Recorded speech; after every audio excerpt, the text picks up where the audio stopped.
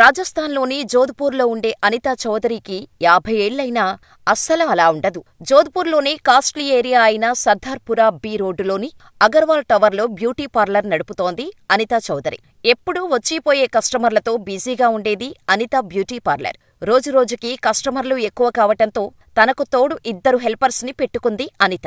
Business పెరగటం, కస్టమర్స్తో మంచిగా మాట్లాడటంతో పాటు అనిత చెప్పే చిన్న చిన్న చిట్కాలు బాగా పనిచేయటంతో హోమ్ ఆర్డర్స్ కూడా వచ్చేవి అనితకు. దీంతో హెల్పర్స్ని షాపులో వర్క్ చూసుకోమని అనిత హోమ్ ఆర్డర్స్ చూసుకునేది. అయితే దీపావళి కావటంతో పార్లర్లలో పనిచేసే హెల్పర్స్ రాకపోవటంతో అక్టోబర్ 27, 2024న మధ్యాహ్నం 2 గంటల సమయంలో షాపుని క్లోజ్ చేసి పనిమీద బయటకు వెళ్ళింది. అంతే, తిరిగి ఇంటికి వెళ్లలేదు అనిత. తన భార్య ఇంటికి రాలేదని, తనకు ఏదో అనుమానంగా ఉందని, ఫోన్ కూడా స్విచ్ ఆఫ్ వస్తోందని అక్టోబర్ 28న పోలీసులకు ఫిర్యాదు చేశాడు అనిత భర్త మన్మోహన్ చౌదరి. కేసు ఇన్వెస్టిగేషన్ చేస్తే దిమ్మ తిరిగిపోయే విషయాలు తెలిశాయి. 15 అడుగుల లోతులో 6 భాగాలుగా అనిత డెడ్ బాడీ దొరికింది పోలీసులకు. అసలు ఆ రోజు ఏం జరిగింది? పనిమీదకు బయటకు వెళ్లిన బ్యూటీషియన్ అనితను అంత దారుణంగా ఎవరు చంపారు?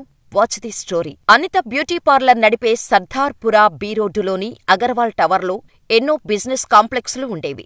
తన పార్లర్కు వెళ్లేటప్పుడు ఇతర షాపుల వాళ్లను కూడా నవ్వుతూ పలకరించేది అనిత. అయితే అనితకు వయసు 50 ఏళ్లే అయినా అస్సలు వయసు మాత్రం కనిపించేది కాదు. అనిత ఓ పక్క బ్యూటీ పార్లర్ నడుపుతూనే మరోపక్క రియల్ ఎస్టేట్ వ్యాపారం కూడా చేసేది. దీంతో బాగానే సంపాదించింది అనిత.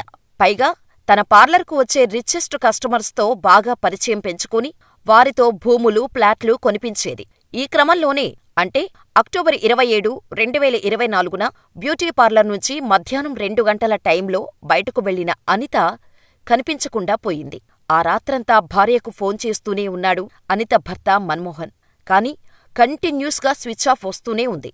ఎక్కడికైనా పనికోసం వెళ్తే ఖచ్చితంగా తనకు చెప్పే వెళ్తుంది. ఒకవేళ లేటైతే ముందుగానే ఇన్ఫార్మ్ చేస్తుంది. కాని అలా చెప్పకుండా ఇంత రాత్రి అవుతున్నా ఎక్కడకు వెళ్లిపోయిందో తెలియకపోవటంతో బంధువుల ఇంటికి ఫోన్ చేశాడు మన్మోహన్. ఎవరికి ఫోన్ చేసినా అనిత రాలేదనే సమాధానం వచ్చింది. దీంతో ఉదయాన్నే అంటే అక్టోబర్ 28న పోలీస్ స్టేషన్కు వెళ్లాడు మన్మోహన్. నా భార్య కనిపించటం లేదు, ఫోన్ కూడా స్విచ్ ఆఫ్ వస్తోంది అని కంప్లైంట్ చేశాడు. మిస్సింగ్ కేసు నమోదు చేసిన పోలీసులు దర్యాప్తు ప్రారంభించారు. అసలు అనిత ఏం చేస్తుంది, ఎక్కడ ఉంటోంది, తను ఎలాంటిది అనే ఆరాలు మొదలుపెట్టారు పోలీసులు. అనిత చాలా మంచిదని, అందరితోనూ చాలా బాగా మాట్లాడుతుందని అగర్వాల్ టవర్లో ఉండే మిగిలిన వ్యాపారస్తులతో పాటు అనిత పార్లర్కు వచ్చే కస్టమర్స్ కూడా చెప్పారు. మరి ఆమెకు శత్రువులు ఎవరు ఉంటారు అని ఆలోచించిన పోలీసులు ఇంట్లో ఏమైనా గొడవలున్నాయేమో అని మన్మోహన్ని పిలిపించి అడిగారు. తన భార్య చాలా మంచిదని, కుటుంబాన్ని పోషించటం కోసం రాత్రింబవళ్లూ కష్టపడుతుందని చెప్పాడు మన్మోహన్. ఇంత మంచిగా ఉండే అనిత ఎవరికీ చెప్పా పెట్టకుండా ఎక్కడకు వెళ్లిపోయింది అంటూ పోలీసులు తలలు పట్టుకున్నారు. ఇక అనిత మిస్ అయిన రోజు అసలు ఏం జరిగి ఉంటుందోనని అగర్వాల్ టవర్ సీసీటీవీ ఫుటేజ్ని పరిశీలించారు పోలీసులు. మధ్యాహ్నం 2 గంటల టైంలో బాగా రెడీ అయ్యి ఎల్లో కలర్ సర్వార్ సూటు వేసుకుని ఆటోలో అనిత వెళ్తున్నట్టు గుర్తించారు పోలీసులు. ఇక ఆటో డ్రైవర్ని పట్టుకున్న పోలీసులు అనితను ఎక్కడ డ్రాప్ చేశారని అడిగారు.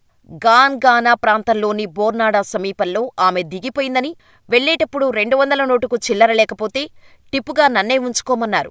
ఆమె చాలా మంచిది సార్ అంటూ ఆటో డ్రైవర్ చెప్పాడు. ఆటో డ్రైవర్ చెప్పినట్టే అనిత లాస్ట్ లొకేషన్ బోర్నాడ దగ్గరే చూపిస్తోంది. అనితకు అక్కడ తెలిసినవారు ఎవరైనా ఉన్నారా అని ఆరా తీయగా గుల్ మహ్మద్ అనే వ్యక్తి గురించి బయటకు వచ్చింది. అనిత షాపుకు దగ్గర్లో గుల్ మహద్ షాపు ఉండేది. ఆమెతో అతడికి పరిచయం ఉందని తేలింది. అనిత కాల్ రికార్డ్స్ చూస్తే గుల్ మహద్తో రోజుకు కనీసం 5 కంటే ఎక్కువసార్లు ఫోన్ చేసినట్టు ఉంది. దీంతో డైరెక్టుగా గుల్ మహ్మద్ ఇంటికి వెళ్లిపోయారు పోలీసులు. కాని ఇంటికి తాళం వేసి ఉంది. చుట్టుపక్కల అడిగితే గుల్ మహద్ 3 రోజులుగా కనిపించటం లేదు. అతని భార్య అబిదా పక్క స్ట్రీట్లో ఉంటున్న తన అక్క ఇంట్లో ఉంటుంది అని చెప్పారు. ఇక అబిదా అక్క ఇంటికి వెళ్లి పోలీసులు డోర్ కొట్టారు. పోలీసులను చూడగానే అబిదా ఇంటి వెనుక నుంచి వెళ్లిపోవటానికి ట్రై చేసింది. కాని అప్పటికే పోలీసులు ఆ ఇంటిని చుట్టుముట్టేయటంతో ఆమెను పట్టేసుకున్నారు. మమ్మల్ని చూడగానే ఎందుకు పరిగెత్తావ్, ఎందుకు భయపడుతున్నావ్ అని అడిగారు పోలీసులు. నాకు చిన్నప్పట్నుంచి పోలీసులంటే భయం. ఇంతమంది పోలీసులను చూడగానే భయం వేసింది. అందుకే అంటూ కథ అల్లింది అబిద. కథలు తర్వాత చెబుదూగాని అనితా చౌదరి ఎక్కడ ఉందో చెప్పు అని డైరెక్టుగా అడిగేశారు పోలీసులు. అనితానా? ఆమెవరు? నాకు అటువంటి పేరుతో ఎవరూ తెలీదు అని చెప్పింది. నీ భర్త ఎక్కడున్నాడు అని పోలీసులు అడిగితే, నాకు తెలీదు. 3 రోజుల నుంచి ఇంటికి రాలేదు. అందుకే భయం వేసి మా అక్కవాళ్ళింటికి వచ్చేశాను అని చెప్పింది. ఎప్పుడూ ఉండే ఇంట్లో భయపడటానికేముంది? పద చూద్దాం అంటూ పోలీసులు అడిగేసరికి, భయం కాదు, ఒంటరిగా ఉండలేక ఇక్కడికి వచ్చాను అంటూ మార్చింది అబిద. అబిద వ్యవహారం తేడాగా ఉండేసరికి తమదైన శైలిలో ప్రశ్నించారు పోలీసులు. దీంతో అనితను తన భర్త హత్యచేసి ఆమె శరీరాన్ని ఇంటి వెనుక పూడ్చిపెట్టినట్టు చెప్పేసింది. ఇక పోలీసులు బుల్డోజర్ సాయంతో తవ్వకాలు చేపట్టారు. చివరకు 15 అడుగుల లోతులో అనిత శరీర భాగాలు కనిపించాయి.